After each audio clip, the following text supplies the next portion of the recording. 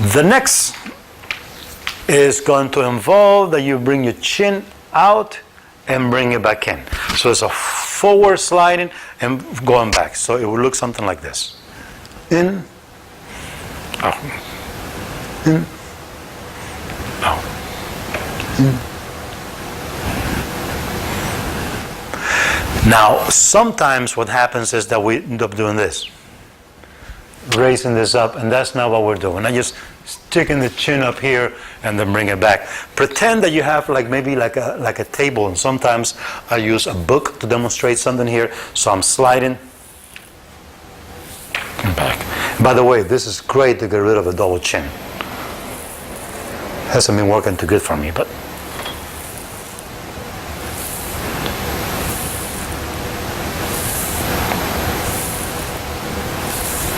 from the side here, if I had a book here or a flat surface, it would be here.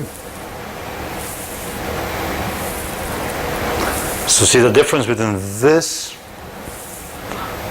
and that. That's not what we're doing. We want to keep it so it slides forward and back. Forward and back. Forward and back. Okay? So again, to recap, we have the first one. Here, here, here, here. You do that 9 times, then tilt.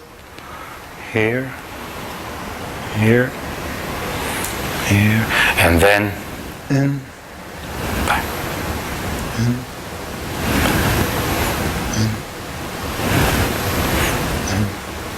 back. Good.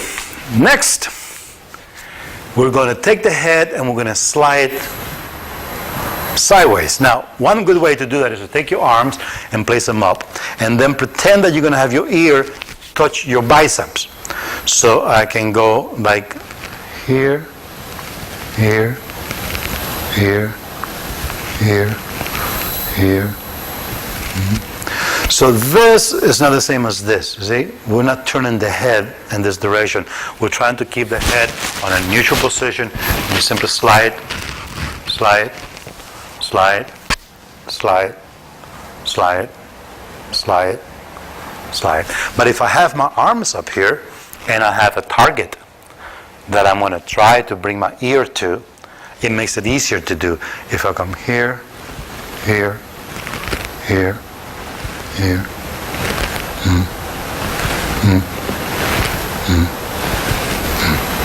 Okay?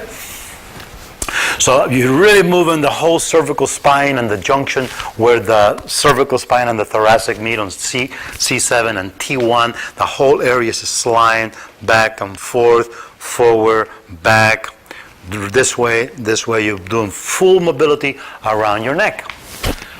Next, be our last one. We're going to, and this is going to take a little work, okay? You've seen this before where people do this here.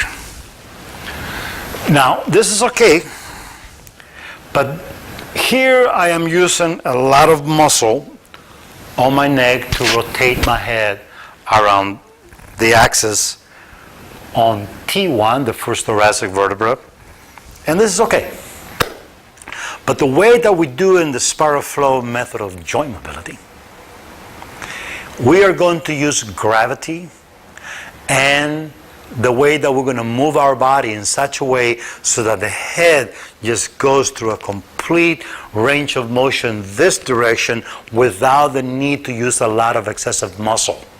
And all of these exercises use only the amount of muscle that is needed to get the job done and not more than that. This is not a calisthenic process. This is not about shrugging shoulders and using muscle. This is just about moving the joint through its natural range of motion. So in this last exercise of the neck, we're going to rotate the head in such a way that gravity is going to help me do it, and I'll show you how. First, back off, zooming out. I think that our battery's getting low, okay? Oh boy. Oh, this is the last one, so. You see my feet? Say when. Go ahead. Okay, so now I'm going to use my body to help my head rotate on the neck here. I'm going to shift my weight to my right leg. I'm going to let my head relax down. I'm going to shift the weight to the other leg, and then I'm going to expand my body, arch it slightly back, and allow my head to roll back with that. And then turn the waist back to the right, let the head roll down, and go back again, and fold in this groove here, and let the neck roll down. Shift to the other side, and repeat. Listen to your body. If this feels uncomfortable, hold back a little bit. You probably will guard in the beginning. Listen to your body. And do 9 reps. And when you finish the 9 reps, then simply rotate the opposite direction. Inhale when your head is up. Exhale as your head lowers. Rotate. So you see, by rotating my body, by allowing my body to expand and to fold here, pretend like I'm going to sit on a little stool. Okay? So I'm going to sit on the stool. I'm going to let my head drop. I'm going to shift to this side here, let the head roll. And now I'll expand my body, extend it, and slightly arch the back, not big, just enough to allow the head to roll back. And come back to the other side and repeat.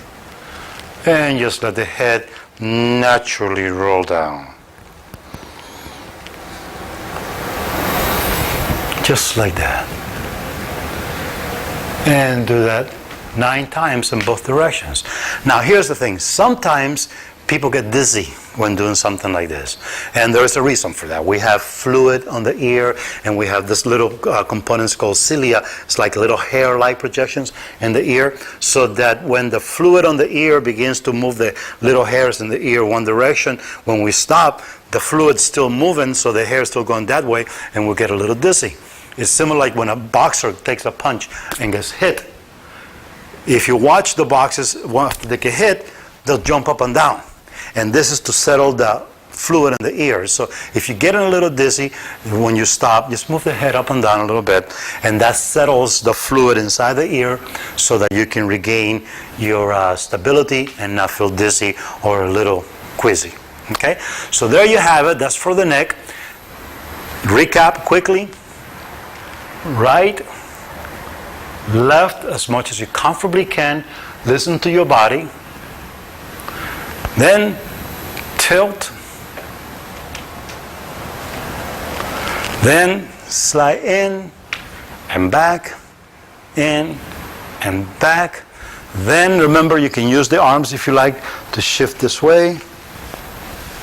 And if you don't need the arms, you can still do it like that. And complete rotation of the neck.